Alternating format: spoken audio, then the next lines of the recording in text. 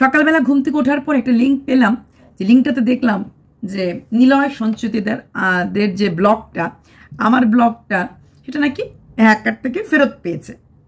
তারপর আমি তো খুব খুশি, দৌড়ে গেলাম আমার ব্লগে দেখার জন্য ফেরত পেয়েছে কি পায়নি। দেখলাম কিন্তু কোথাও আমার ব্লগ থেকে কোনো ভিডিও পোস্ট হয়নি।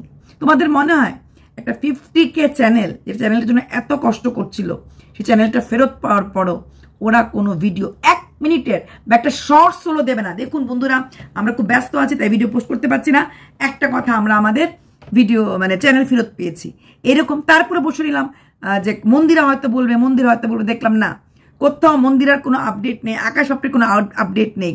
এই যে আমরা গুজবের মধ্যে থাকি, আমার কেন জানি মনে হচ্ছে এটা সম্পূর্ণ একটা গুজব। জাস্ট পাবলিকরা দৌড়ে যাবে, ফেরত পেয়েছে, সবচেয়ে খুশি আমিও হব। কিন্তু ফেরত পেলে এতক্ষণ সকাল 9টার সময় আমি এটা দেখেছি, এখন পর্যন্ত কোনো রকম আপডেট নিলয় বা সঞ্চিতা দিল না। Not even Mandira, not even Akash Papri. এটা নিয়ে একটা বিশাল আমার সন্দেহ। যাই হোক, আমার মনে হচ্ছে না। তবে যদি তোমরা ফেরত পেয়ে থাকো নিলয় সঞ্চিতা, যদি সময় না থাকে, অ্যাটলিস্ট 1 মিনিটের ভিডিও করে তো তোমরা বলতে পারো।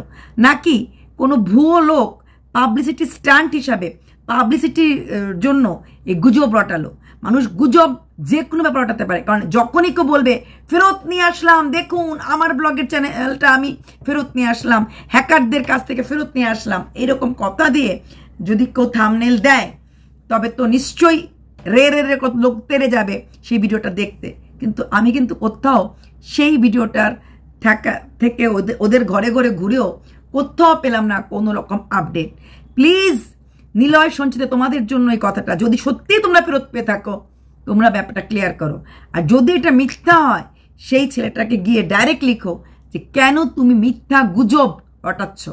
কারণ একটা মানুষের এত কষ্টের চ্যানেল নিয়ে লোককে বোকা বানানোর অধিকার আমার মনে হয় না কারোর আছে। শুধুমাত্র কন্টেন্ট ফর কন্টেন্ট সেক, কিছু বলার নেই তাই কন্টেন্ট করব। আর কন্টেন্ট কি করব? যা আছে তা নিয়ে, যা মুখে আছে তা নিয়ে। এটাই বা কেমন কথা? আমি বুঝতে পারলাম না। যাই হোক, শুধু মানুষের দুর্বল জায়গায়, দুর্বল মুহূর্তকে নিয়ে উইক পয়েন্ট করার কারোরই উচিত না। যেটুকুন আমি দেখেছি, আমার ব্লগের কোনো রকম আপডেট নেই, তার মানে আমার মনে হয় না। কারণ আমার ব্লগের চ্যানেলটা কিন্তু হ্যাক হয় নাই, জিমেল আইডিটাই হ্যাক হয়েছে। তার সাথে ইনস্টা, ফেসবুক, ইউটিউব সব একসাথে হাওয়া হয়ে গেছে। কারণ ওরা একটা আইডি থেকেই সবগুলি খুলেছিল, এই সবগুলি হাওয়া হয়ে গেছে। জানি না মানুষের এই দুর্বল মুহূর্ত নিয়েও কার খেলা করার ইচ্ছা হয়, মানুষের এই দুর্বল মুহূর্ত নিয়েও কে প্ল্যান করে এসব মিথ্যা গুজব রটায়। মিথ্যা গুজব রটিয়ে এরকম ছোটোখাটো ব্যাপারটাকে এত বড় করে দেখানোর কি মানে হতে পারে? একটা মানুষ এত কষ্ট, 50K সাবস্ক্রাইবার একটা চ্যানেল চলে গেছে, তাকে নিয়েও যদি মিথ্যা গুজব রটানো যায়, মনুষ্যত্ব বলে কিছু কি আমাদের মধ্যে বাকি আছে? আমার তো মনে হয় না। তাই আমার কোনো অবস্থাতেই মনে হয় না নিলয় সঞ্চিতার চ্যানেল ফিরে পেয়েছে।